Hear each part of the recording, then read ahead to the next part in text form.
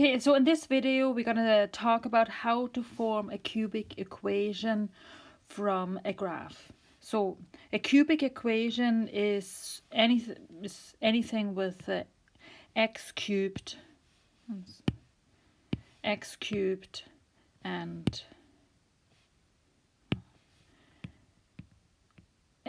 and then x squared, something like that. If it's in the form like this, we get x cubed, maybe a number in front of it.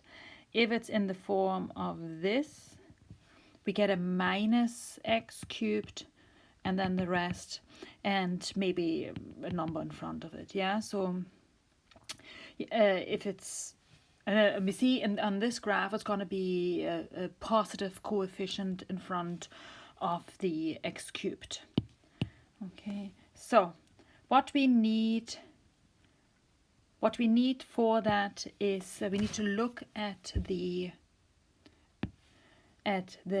roots. So we have a root here, a root here, and a root here, and we use these to form factors. So we have the root -2, -1, and 1, and we form the factors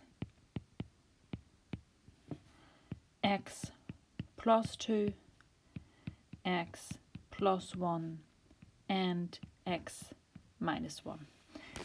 So in general, for a cubic equation, we have 3 factors. Sometimes when we get a graph that touches, so let's say it goes like this, that touches, so it doesn't cross it, it only touches the x-axis, then this would be a repeated root. Yeah, so this would be a repeated root. For example, if this was the point 2, so our factor x minus 2 would appear twice. But if it crosses the x-axis 3 times, so we just take these roots and form the factors from it. Okay, so we just multiply this out now. We take the take this one first, this one and this one. So we go x, break up the bracket, write the second bracket twice, multiply it out, x squared minus x plus x minus 1. This and this cancelled, so we just left with x squared minus 1.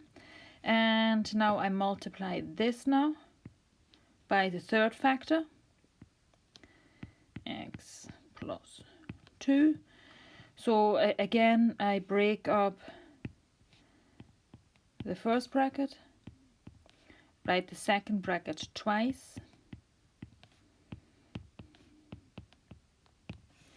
and multiply this out. X cubed plus 2x squared minus x minus 2, and that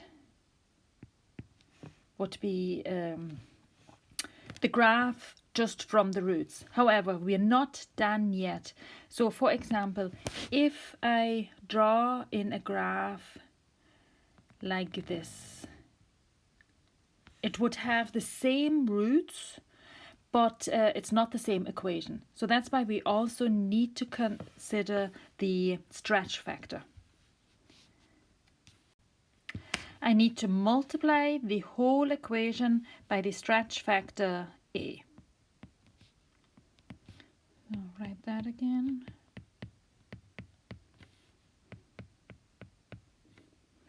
In brackets, and I write a in front of here.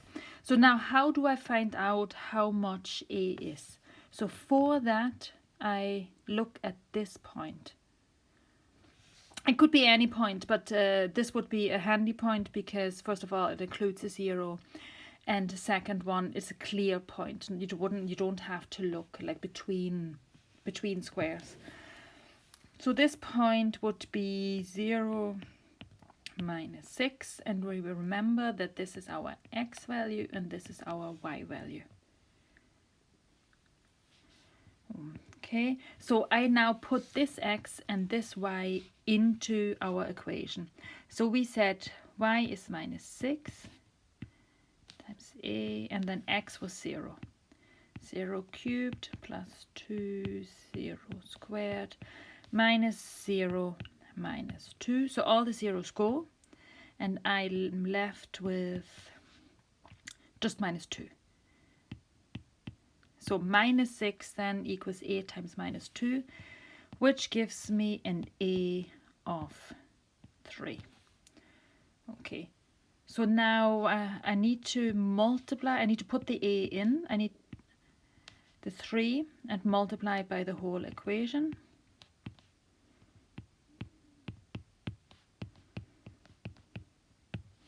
So I multiply this out, so I end up with 3x cubed plus 6x squared minus 3x minus 6.